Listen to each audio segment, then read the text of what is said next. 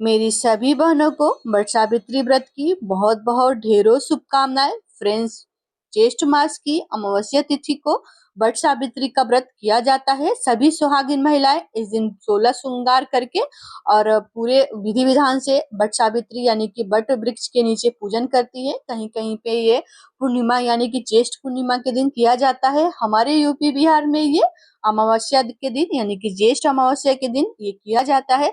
तो सबसे पहले हम बात करते हैं कि इस साल 2026 में वट सावित्री का पूजन कैसे किया जाएगा। क्या हम पहली बार व्रत उठा सकते हैं? प्रेगनेंसी में कैसे व्रत करेंगे या फिर पीरियड्स में ये व्रत कैसे किया जाता है, संपूर्ण जानकारी आज की वीडियो में दूंगी।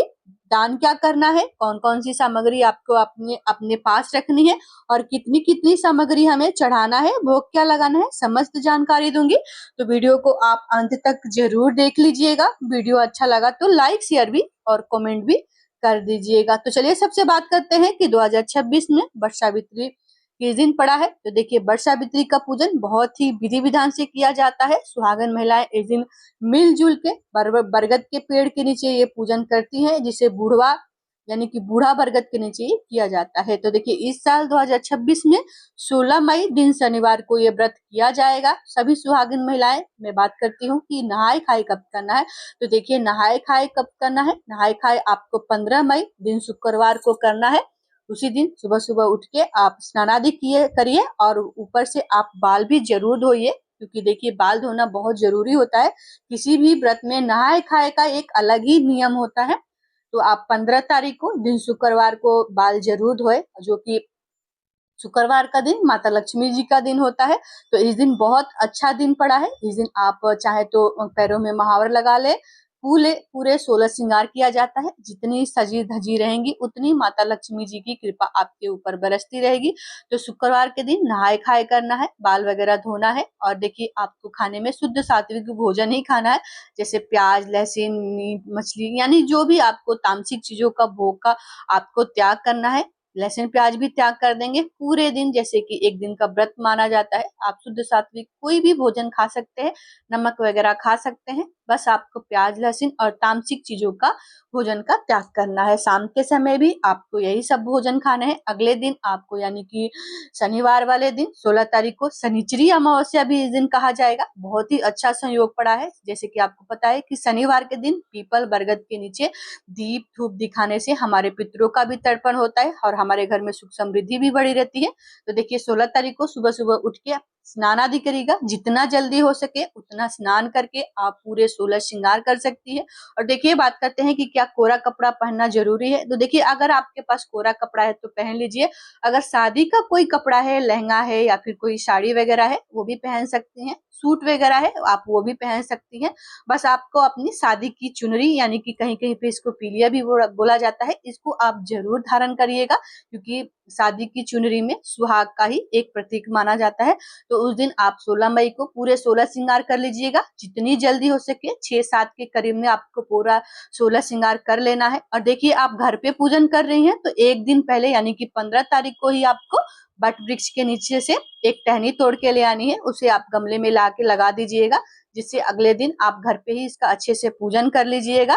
और जितनी भी सामग्री है, आपको क्या क्या सामग्री है, आपको इसकी भी वीडियो आपको मेरे चैनल पे मिल जाएगी। आपको दान क्या करना है इसकी भी समस्त जानकारी मिल जाएगी। छोटा मोटा मैं यहाँ पे बता देती हूँ। नहाए खाए वाले दिन बरगद के पेड़ के नीचे पेड़ से आपको टहनी तोड़ के ले आनी है, जिसमें 5 से ज्यादा पत्ते होने चाहिए। और आपको काले चने भिगो के रख लेने हैं, क्योंकि काले चने का विशेष महत्व होता है। काले चने भिगो के आप उस दिन परिक्रमा में भी यूज किया जाता है और उसको भोग भी लगाया जाता है। और काले चने को, भिगे हुए चने को, अंकुरित चने को निगल के व्रत का पारण भी किया जाता है। एक दिन क्लियर हो गया, पूरी सामग्री ला के रख ले। 15 तारीख को, 16 तारीख को स्नान आदि करने के बाद, 16 श्रृंगार करने के बाद, देखिए अगर घर पे पूजन कर रही हैं तो कहीं भी जिस तरीके से मैंने यहाँ पे आपको वीडियो दिखाया हुआ है, सभी सामग्री कैसे चढ़ाते हैं वो भी मिल जाएगा। तो घर पे पूजन कर लीजिएगा। अगर बरगद के पेड़ के नीचे जा रहे हैं, बहुत अच्छी बात है। तो वहां पे आप जाइएगा, जितनी सामग्री समर्थ हो उतना जरूर ले जाइएगा। बरगद के पेड़ के नीचे पूरा विधि विधान से आप पूजन करिएगा। फेरी लगाइएगा। कच्चा सूत से कैसे फेरी लगाई जाती है, जैसे चना गिरा के 11 या 108 बार फेरी लगाई जाती है। इतनी बातें क्लियर हो गई कि 16 मई को आपको व्रत रखना है। व्रत का टाइमिंग, पूजा का मैं समय भी आपके साथ साझा करती हूँ। और देखिए, पूजा का समय है सुबह में 7:12 से लेकर 8:24 पर। देखिए, ऐसे पूजा में तो दिन लग ही जाता है, क्योंकि बहुत बड़ी पूजा है। इसमें आप अगर शुभ मुहूर्त में पूजा कर रहे हैं तो बहुत अच्छी बात है, नहीं तो आप पूरे दिन ही पूजा कर सकते हैं, क्योंकि देखिए व्रत है, हमारा सामर्थ्य जितना होता है हमें उतना ही करना चाहिए। तो 12 बजे से पहले आप पूजन कर लीजिएगा, और हो सके तो आप जितना जल्दी हो सके उतना जल्दी ही कोशिश करिएगा कि आप बरगद के नीचे पूजा जरूर कर लीजिएगा। घर पे पूजा कर रहे हैं तो बहुत अच्छी बात है, घर पे तो जल्दी जल्दी हो जाता है, पर बाहर जाने के लिए आपको बहुत सारी चीजों की व्यवस्थाएं करनी पड़ती है।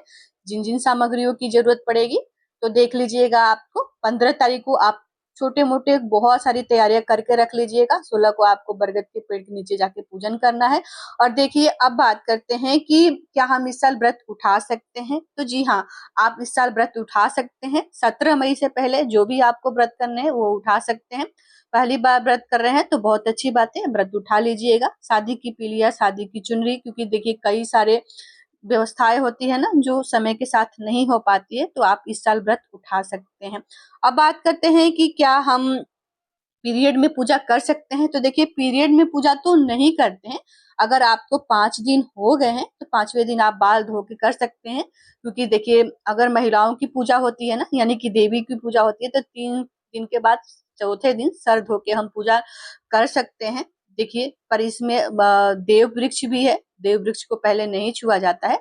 तो अगर आप 5 दिन हो गए हैं तो आप बाल धो के पूजा कर सकती हैं। अगर आपका पीरियड आ रहा है तो आप पूजा ना ही करिए। आप 16 श्रृंगार के, जिस तरीके से आपको रेडी होना है, तैयार होना है, आप पूरा श्रृंगार करके तैयार हो जाएं। उसके बाद से आप जितनी भी सामग्री है आप अपने घर वालों से बोल दीजिए, किसी भी रिलेटिव से बोल दीजिए, तो आप वो ले आके रख लेंगे। और देखिए, आपको शुद्ध सात्विक शरीर से ही मतलब वहां बैठ जाइएगा।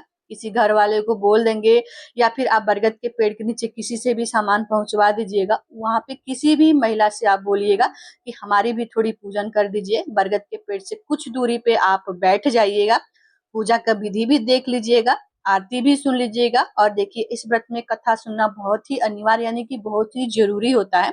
आप व्रत में कथा जरूर सुनिएगा, दूर से बैठ के कथा सुन लीजिएगा। यानी कि कहने का मतलब, सारी चीजें आप कर सकते हैं, सिर्फ आप किसी भी मूर्ति, फोटो को, विग्रह को नहीं छू सकती हैं, पूजा सामग्री को नहीं छू सकती हैं। पेड़ को भी, यानी कि बरगद के पेड़ को भी छूने से मनाही होती है। तो आप देख लीजिएगा, 16 श्रृंगार करके आप पास में बैठ जाइएगा, कोई और पूजा कर देगा। घर में जो भी आपके बड़े लोग हो, छोटे भी लोग हो, वो भी आपके घर में पूजन कर सकती हैं। और देखिए, ये बात तो हो गई कि पीरियड में पूजा कैसे करते हैं। और गर्भवती महिलाएं कैसे पूजा करेंगी। देखिए, वो भी व्रत पूजा जिस तरीके से मैंने बताया है, नहाए खाए, पूजन विधि सब कुछ करेंगी। पूजा भी वो करेंगी वट वृक्ष के नीचे। अगर वो पूजन करना चाहे तो बैठ के वो पूजा भी कर सकती हैं। बस उनको क्या करना है कि बरगद की परिक्रमा नहीं लगानी है, क्योंकि उसमें देव वृक्ष है और पूजा नहीं की जाती है। देखिए, कहीं कहीं पे तो बाहर भी नहीं लेके जाते हैं गर्भवती महिलाओं को। इस स्थिति में अगर आप जा रहे हैं तो आप फेरी नहीं लगाइएगा, क्योंकि फेरी लगाने से मनाही होती है। तो आप देखिए, इस प्रकार से आप गर्भवती महिलाएं भी बहुत ही विधि विधान से ये पूजन कर सकती हैं।